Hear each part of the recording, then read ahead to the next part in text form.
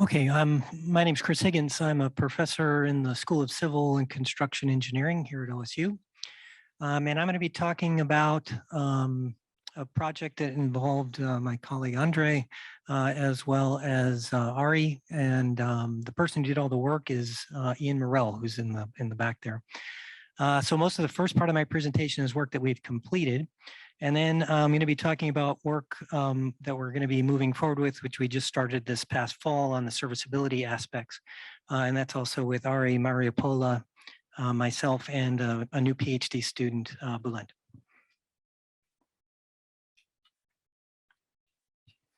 All right, Andre did a great job kind of laying out the groundwork. We're interested in the gravity load floor systems, right? And we're looking at, again, creating concrete mass timber composite flooring. And obviously it's one of the areas that has the greatest impact. Every building's got to have it, whether you're in a high seismic region or not. You need it for a lot of other reasons to have this topping.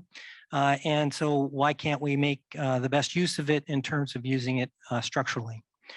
And we've done some prior work with SOM when we first started in this area.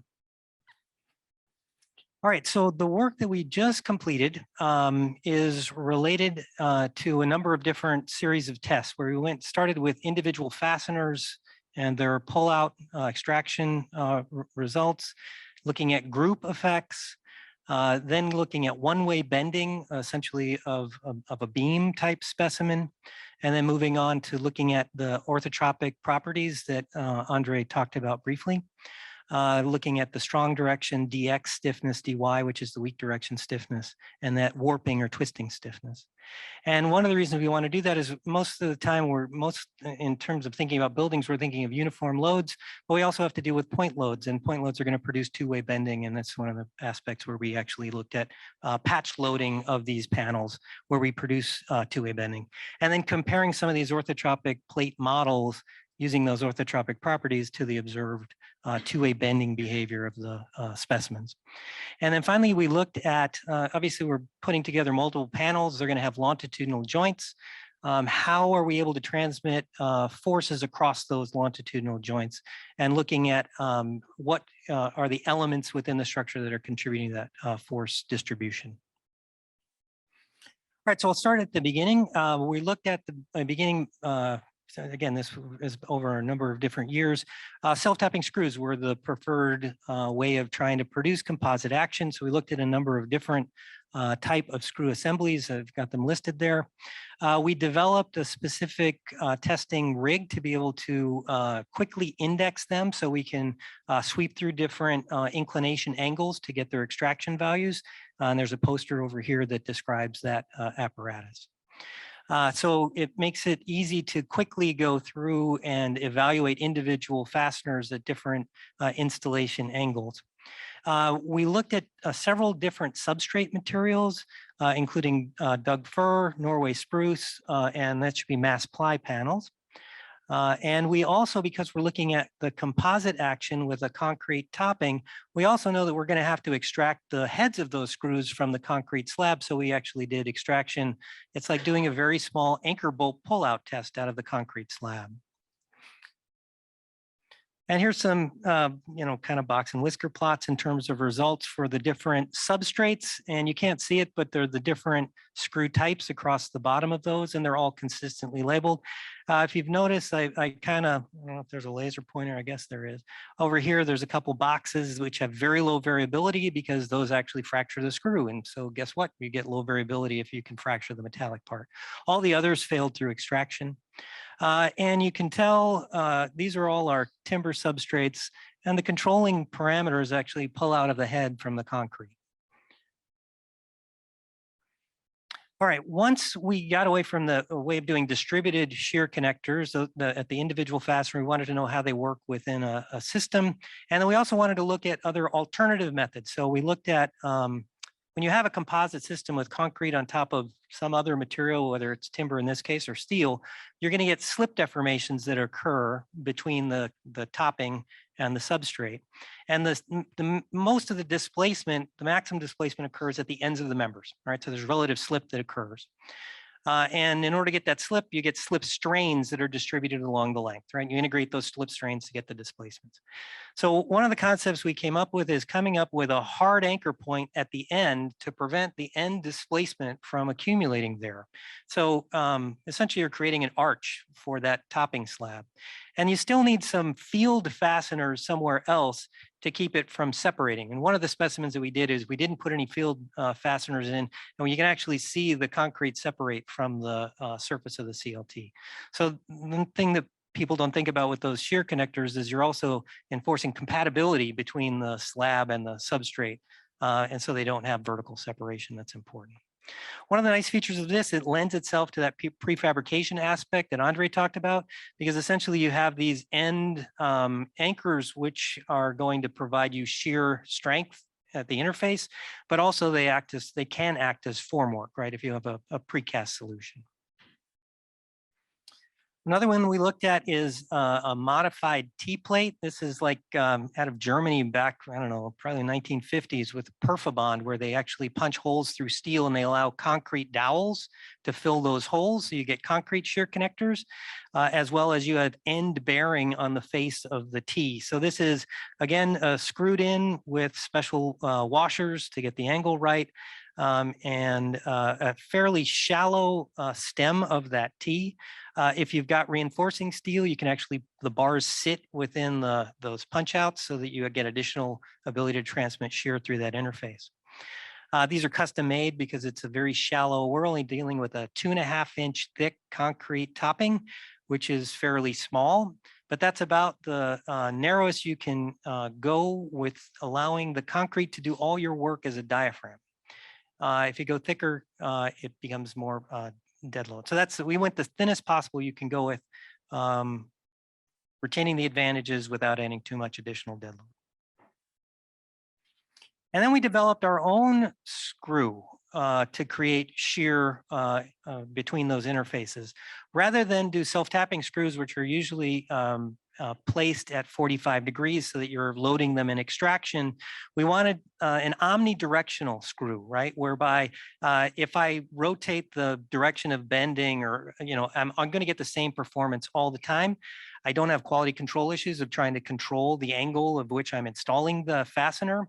If you ever tried to do that in the field, making sure they're driven to the right depth, at the right angle, at the right spacing can be a challenge. So we came up with essentially, it's a lag screw with, it's missing the gimlet point here. So you have to pre-drill the holes in order to install these. And then there's a washer plate. It's made of high strength steel, grade 50 steel, which is only 6 millimeters thick. But essentially you're creating a little cantilever beam, right? So you're resisting the force couple through bearing on the grain of the wood on that steel plate to be able to develop the strength of your cantilever column, which is the shank of the bolt that sticks above. It's headed at the top. You drive it till you get resistance, right? Till you're in contact with the surface. There's no variability. It's either there or it's not there. I've got a comparison of, this is push-off tests. The black dots are self-tapping screws installed at 45 degrees. The blue ones are washer screws, and you can see that you get about the same stiffness in the individual or small group fasteners, but you can see that you get much greater strength out of the washer screws, mainly because they're kind of hefty and bulky. When we talk about putting them into an actual system, we designed the amount of shear to be able to develop the crushing strength of the slab, which you can never really achieve because you're limited by the tensile fracture of the wood substrate. So these are over designed in terms of their ability to carry shear at the interface. And we could probably have a much leaner design than what we originally came up with. All right, so the next step after we do individual fasteners, group of fasteners, we look at what happens in the next step, one-way bending. And you saw a similar test to what Andre showed before. We do 3-point bending rather than 4-point bending. It creates a gradient of moment. 4-point bending is actually going to be worse because you're creating a constant moment region, and your chance of having the worst flaw within that region is greater than if you have a gradient across the whole length. Inside that little 2.5 inch thick slab is simply 6 by 6 by 2.9 welded wire fabric. It's about the least amount of steel you can put in there for temperature and shrinkage, nothing more. There are the configurations of the 4 different types of shear connectors at the interface. There's those T connectors, there's the end brace, and you can see just a few field, those are just lag screws. These are 45 degrees STS, and these are our homemade washer screws. All right, a lot in the plot. The only thing that really matters is if I do nothing, just plain CLT, I've got the black lines. There's 2 replicates of each specimen that's in here. The rest of these all have shear connectors. And yeah, there's some variation in the overall stiffness, right? This is a global load deformation plot, right? Or sorry, moment versus displacement. But you can see that the biggest difference is the stiffness is different. It's different by about 1.9 stiffer by just making that 2.5 inch thick topping slab composite by any means, right? In terms of strength, there's a large variability in strength. All that variability is controlled by the timber substrate. We had plain CLT come in stronger than some of the composite ones, right? It just depends on a lot of times where the finger joints are located. So the variability is really coming in out of the timber, and we can probably lean down the shear design so that to the limit of the timber substrate. All right, next we do orthotropic plates. We do square plates, as similar to what Andre talked about. He showed you with the concrete upside down. I'm showing you with the concrete right side up, and this is strong direction. But we also rotate the panels 90 degrees and load them. The purpose, by the way, of this test is to produce, even though it's a square, we've got that loading beam goes all the way across so that we're producing one-way bending across the whole specimen. And so we can get strong direction bending, weak direction bending, and then those funny tests that we're reloading the corner to get warping. And there's a lot of data down here. The biggest difference, this is when we're in positive bending, the concrete's in compression as we would expect. These are in negative bending where the concrete's in tension. You just can see that you drop off the stiffness when the concrete's in tension because it's not very good in tension. The one thing that's interesting here when we're comparing, the red bar at the very end is prior work that we had done with Doug Furr and that 2.25 inch slab. So it's not an apples to apples comparison, but the biggest difference here is this specimen in the weak direction, right? The average of our 3 panels is up here. The average of that somewhat similar Doug Furr panel is way down here in weak direction bending, but when the concrete's in compression. Now, one of the things that's different is our CLT for this is Norway spruce. It's edge glued, which changes things. But also the difference is that fastener that we're using in this one is omnidirectional, right? Whereas the screws, when we invert it the other way, they're not in the direction in which they are most efficient. So we actually improve the weak direction bending more significantly with the new design. All right, so once we do those orthotropic tests, because we're interested in 2-way bending, not just 1-way bending, we now load it with patch loads, which I don't think there's a lot of work on patch loading, which produce 2-way bending in these slabs. Again, we have 3 specimens here. There's 2 that are shown in black. Those are strong direction. And then there's a weak direction test like this. And weak direction is actually quite interesting. That patch still sits on top of the concrete, and you can see almost a uniform bending across the width of the panel, even though you're at lower strength. But it's actually remarkably ductile, right? We lose this first point, and at the end of the test here, after almost 2 inches of displacement at mid-span, we're almost at the exact same load. Remarkable for, I think, timber. In strong direction, you're obviously a higher strength. You reach peak and then you slowly come back down, and eventually it fails by punching the concrete slab through the timber, which is interesting. And here's some 3D plots. We have lots of displacement sensors underneath to look at the deflected shape. And as I said, this is the weak direction. You really have uniform bending when you're loading it in the weak direction, whereas you have kind of true 2-way bending due to the distribution that takes place with the orientation of the CLT on the bottom. All right, last set of tests that I'll talk about that we've completed are these longitudinal joint transfer tests. And what we're looking at is, right, these are long panels spanning maybe 24 feet, maybe 8 foot wide, but they're stacked next to one another, right, before I put the concrete slab on. And we would like to have some ability to transmit load from one, if I have only load on one panel, to be able to get other panels to participate. And so how do we do that? Well, we've got to be able to transmit force across this longitudinal joint. And so here's a picture you can see. In this case, we've infilled it. We looked at 3 different conditions. One is if we use a plywood spline using wood screws along that joint. We call that one the spline only. We got a lot of creative ways of naming specimens. The next one is we use that concrete topping slab, but it's composite with the substrate underneath with our headed studs. And we call that one the concrete alone. And all we did is fill in, there's a little routed gap here between those. We just filled in that with a piece of plywood that would float. It doesn't have any attachment. It's just filling it in as a, the void. So only the concrete slab. And then the last one is the spline, timber spline with wood screws, as well as the concrete slab composite with the CLT. And we load only one of these. These are 2 side-by-side kind of those one-way beam specimens I showed you. Now it's twice as wide, but we're only loading one of them, and we're offset a little bit so that we can't drive pure compression into the adjacent slab through the thickness of the concrete, right? We've stepped off a back so that the bearing stresses don't go directly across the joint. And here are the 3 different results. Spline only, and that's the failure. You can see that there's a big offset in the panel, and that spline, bends pretty significantly. And the orange is the displacement of the unloaded panel, and the black is the displacement of the loaded panel. And if both of them were hauled down the same amount, we'd say, hey, there's a lot of load sharing that goes across that joint, right? So there's quite a bit of separation between them. Most of the load is being carried by the loaded panel. If we look at the concrete, this is the one at failure. You can see that you're actually kind of failing the concrete in one-way shear across that joint. But you can see that the 2 panels now are sharing more, right? They're more similar in terms of the displacement, and the load is much higher, right?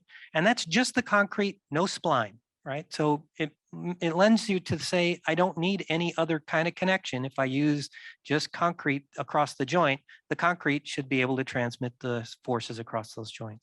And then what happens if I add both of them? I get a little bit of an increase in strength. And yes, they are a little bit more compatible, if you want to say, both participating similarly. All right, so that's the work we just wrapped up. That's how Ian got a PhD, and well earned. And then the next I'm going to talk about is work that we're just starting this fall, and we have a brand new PhD student. Well, they've been here 1 year, but first time starting on this, and we're really in the lit review stage at that. But we're looking at 3 different things: long-term deformations, creep and creep recovery, looking at the acoustic performance, and looking at vibrations of these concrete timber composites. All right, first we're looking at creep and creep recovery. We're going to focus on these 5-ply Doug fir systems, again, using that very thin 2.5-inch slab. This is FP Innovations work looking at their creep, but those are plain panels. But we're going to use a very similar idea where you can use dead load, so it's not going to vary, at least not much. If you're a physicist, you say it would, but we're engineers. So we're going to use dead load to be able to load them. We're going to try to load multiple panels at one time. And this is the first step we're going to try to do because creep takes time. And I've got a PhD student who'd like to graduate at some point, right? So we're going to try to push these out as far as we can. It builds on some of the previous work. This is tests that we did for SOM, looking at positive and negative moment regions as well, with different levels of load, including the effect of the acoustic mat and different shear connectors. We're going to also look at the acoustic performance. We're going to try to build one group of specimens that we can then change the boundary conditions in terms of the supports, whether they're point supported, whether they're line supported, and what the span lengths are. Certain amount of different, let's say, live load or initial stress conditions at the same time when we're going to be looking at their IIC and STC classifications. We're going to try to classify them, of course, just in their individual parameters, but every lab is different and our supports are going to be different. So we're going to use the same supports but we're also going to compare them to conventional systems. So we're going to use plain reinforced concrete slab as references, and we're going to use steel metal deck composite with a concrete slab as another reference. You can have a one-to-one comparison on the same supports in the same laboratory with the same conditions to see what are you really talking about the differences in these different systems. And lastly, looking at the vibration characteristics, again, an important serviceability one, looking at force vibration, free vibration, where we do snap tests, look at ring down to establish damping. Again, looking at the effects of the positive moment region, the negative moment region, as well as that acoustic mat, different kinds of shear connectors, and again, different levels of permanent, what we would call permanent live load. And these are the products that we expect to produce at the end of this work, including one graduate student.